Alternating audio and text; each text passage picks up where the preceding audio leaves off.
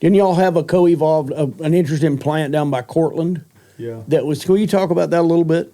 Yeah. So, well, Luke and I, you went there with me.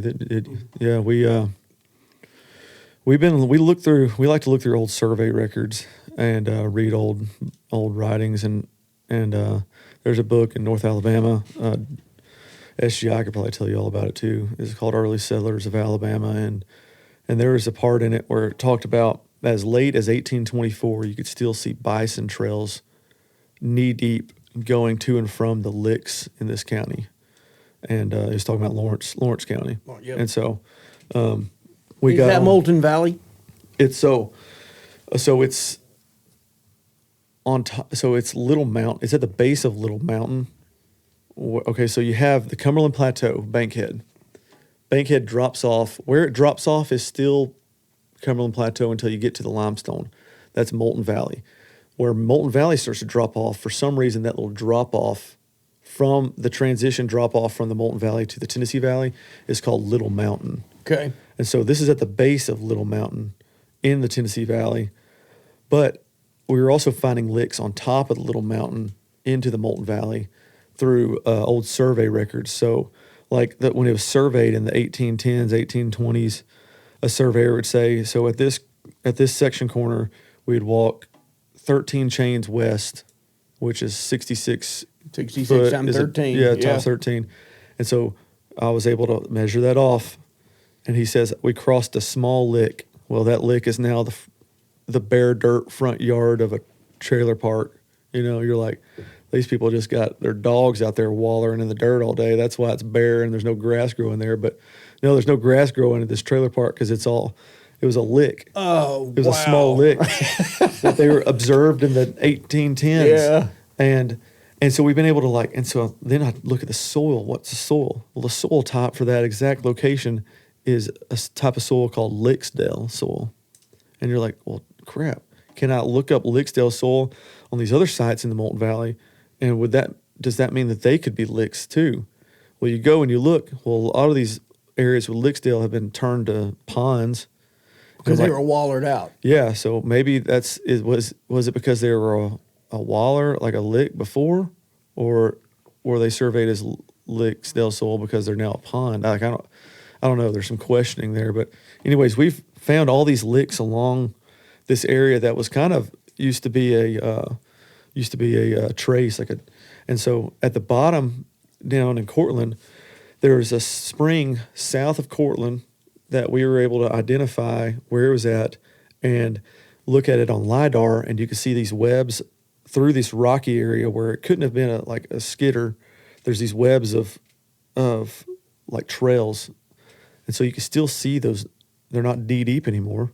They might be 6 inches deep, but you can still see these trails on LiDAR that they were observing in 1824, which the last bison were in Alabama in the 1790s. Okay. So they were observing bison trails 20 years after they were gone. But down at the bottom is a trace called, just north of that is a trace called Gaines Trace, which in 1810 they asked, they got permission from the Cherokee to widen that trace to where they could get wagons down it. So that tells you that was a pretty narrow trail through there. Yeah. And it was probably a bison trail that the Native Americans were using, and that bison trail was probably going to and from this lick, this sulfur spring, where they were drinking the water and eating the soil. Yeah. And so that's pretty incredible. And that's a spot Luke and I were just talking about a couple of days ago about maybe that's something we should highlight as a possible area to get Forever Wild to look into. Yeah, I can tell you there's a very compelling story there about those bison traces. And now, it doesn't border any public lands, but even more reason to buy it because we need public lands in places there aren't public lands. Totally. So maybe, and it's timber company land, so maybe there could be some connections made there to get this secured and bought and create some opportunities for people to recreate and hunt possibly, and also protect some history. But there's more I want to do with that. I really want to sit down and try to map out some possibilities of where these licks were Isn't there a plant that was co-evolved with the bison that like catches in their hair? Yeah, so on these glades, and Jeremy French can tell you a lot more about bison wallows. And Yeah, I stuff. just watched his podcast with Lake Pickle. Yeah. I put Lake asked me for a bison expert, and I was like, here's one right here. And I connected him with Jeremy, and anyways, I was at a Eastern Grassland Symposium 3 years ago. That was up in Kentucky. And I saw a whole thing about Gattinger's prairie clover, which I see on a lot of these rocky glades and a lot of these places that used to be licks and I suspected to be licks and wallows. And it was talking about how it was associated with bison, licks, and wallows because the seed would stick in their hair. But also, if you look at other prairie clovers, they stand up. They're either like a single stem plant that sticks up straight. I don't know, purple prairie clover, white prairie clover, they might have one or two stems, one maybe 3 or 4. And they stick up straight. If you step on that plant, you're breaking the stem and it falls over. Leafy prairie clover, it gets like 3 or 4 foot tall in the right conditions. And so you step on that plant, it's going to break the stem, it's going to die. Gattinger's prairie clover lays over on the ground. So you can stomp and do jumping jacks on top of it, and it's not going to kill the plant. And it's evolved that way because it was used to being wallowed over. Yeah. And now there's like all sorts of other plants that I've grown where I've noticed the same thing, like light poppy mallow. It kind of grows out that way, lays over, so when you step or wallow on it, it's not going to break the stems. Things like sensitive briar, it does the same thing. It lays over and creeps. Right. And it's like seed pods are real thorny, so that would easily stick in the hair of a bison. Yeah. So I'm wondering if maybe that one's one that can do that as well. But that Gattinger's, we've got places that were kind of high knobs on the end of a rocky mountain, like a rocky limestone mountain, kind of tapers off at the end to where there's like a high knob, and it's like the highest spot in the prairie. It's the highest spot in the Molten Valley that a bison can get on top of and catch a breeze. You can keep bugs off of them because that's what they do out in the prairie. Yeah. And because they can't get up that limestone mountain, there's so many boulders and cracks and stuff, but they can get up on top of that knob. And it was a glade in the 40s from aerial photos. It was wide open. Now the only part that's wide open on it was where the power line just happened to cut across right on the top of this glade. Yeah. Got real lucky there because if that power line wasn't there, it would have closed in. Right. And lost all those plants. So now the landowners opened this whole place up to, on both sides, remove cedars. And we've been able to expand this glade, which is covered in those. And the native plants species are in there waiting for light. Oh, yeah. That's blew my mind. Yeah. Remember I told you I was up on Royal Blue in Huntsville, Tennessee? Yeah. And they had sprayed that right away and stuff, and then they neglected it it was big blue stem. Would that make sense? Yeah. So anyway, it all came back in. This had been absolutely, half of it was coal mined. Yeah. And then half of it was just this forest that looked like old growth forest to me. Mm-hmm. But when that was removed, the prairie seed bank was under there. Yeah.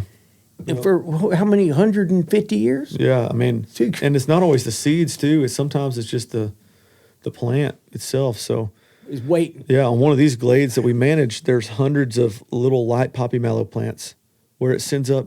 This plant can get huge, like grow out, stretch out pretty far, and get pretty tall. But it was sending up 1 or 2 leaves, the tiniest leaves, where their leaves usually get like, the size of a softball. They were the size of a ping pong ball.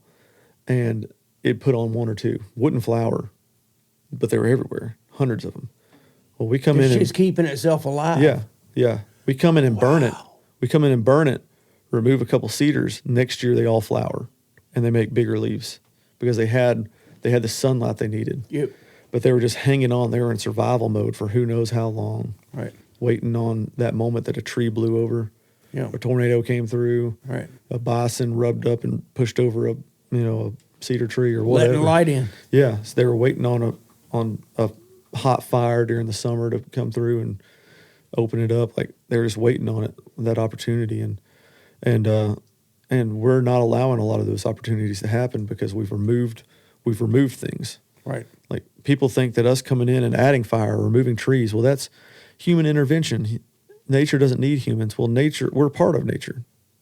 I mean, that was our job, to help nature. But also, we've removed things that aren't allowing these plants to thrive like they once were. So it's not that we're doing something or not doing something. It's that we've removed something. Like we've removed fire, we've removed bison, and I've been looking for years. I saw this somewhere, and I've been looking and looking and looking. I can't find it, but it was like 2022 in Alabama alone. There was like 790 lightning strike fires that were put out.